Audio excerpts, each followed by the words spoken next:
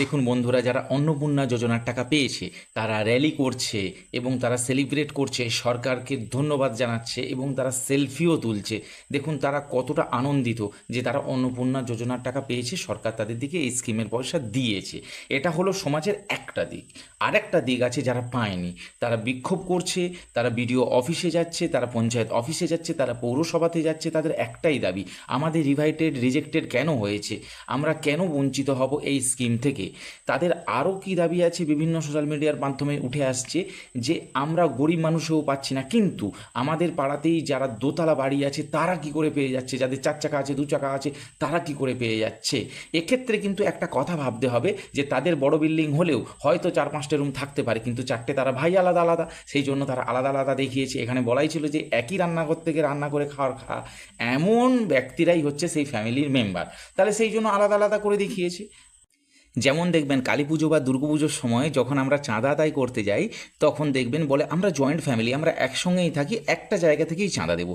কিন্তু যখন প্রসাদ বিতরণ করতে যাই তখন কিন্তু 4টে ভাই আলাদাভাবে 4টে বাটি নিয়ে বেরিয়ে পড়ে, বলে আমাদের আলাদা আলাদা, আমাদেরকে আলাদাভাবে প্রসাদ দিতে হবে। ঠিক সেই রকমই রেশন কার্ড একসঙ্গে থাকলেও, মাল একসঙ্গে তুললেও রেশন কার্ডের, কিন্তু যখন অন্নপূর্ণা ভাণ্ডারের স্কিমটা বেরিয়েছিল একই রান্নাঘর থেকে আলাদা আলাদা খাওয়া যাবে না, এক রান্নাঘর থেকে খাওয়ার খায় এরকম ব্যক্তি এবং অন্নপূর্ণার সেই যোজনার সুবিধাটা নেওয়ার জন্য কিন্তু আলাদা আলাদাভাবে তারা দেখিয়েছে।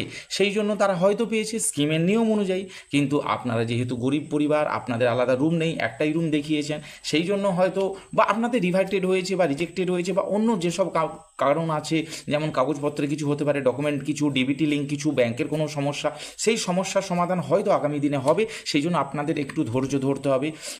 ভেরিফাই বা এনকোয়ারি যেটা বলা হয়েছে হবে, সত্যি যদি সেটা বাড়ি বাড়ি হয় তাহলে কিন্তু প্রকৃত যারা নিডি, যারা সমাজের উপযোগী এবং যারা এই স্কিমের উপযোগী, তারা কিন্তু অবশ্যই এই ভেরিফিকেশানে উত্তীর্ণ হবে এবং তারাই পাবে যারা অরিজিনালি নিডি, যাদের প্রয়োজন, যারা গরিব মানুষ, সামাজিক সুরক্ষা যাদের প্রয়োজন, তারাই কিন্তু পাবে। আর যদি এনকোয়ারি বাড়ি বাড়ি না হয় তাহলে কিন্তু একটা সমস্যার সৃষ্টি হবে, কারণ উঁচু শ্রেণীর মানুষরা এই যোজনার কিন্তু উপভোগ করতেই থাকবে।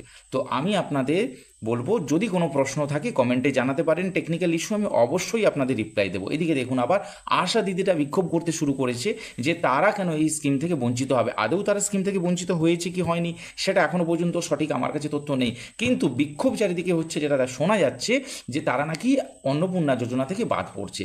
তো এই যে কথাগুলো সোশ্যাল মিডিয়া বা নিউজের মাধ্যমে ছড়িয়ে পড়ছে, কতটা সত্য কতটা মিথ্যা, আশা কর্মীরা আদৌ পাবে কিনা সেটা নিয়ে কিন্তু পরবর্তী সময় জানা যাবে। এদিকে দেখুন যে অন্নপূর্ণা যোজনা যারা সেলিব্রেট করছে, যারা অবশ্যই সমাজের এক শ্রেণীর মানুষ, বেশিরভাগ মানুষটাই পেয়ে গেছে, কিছু মানুষ এখনও পায়নি। তো আমি আপনাদের আবেদন করব একটু ধৈর্য ধরুন, কোনো সমস্যা থাকলে আমাকে কমেন্ট করে জানাবেন।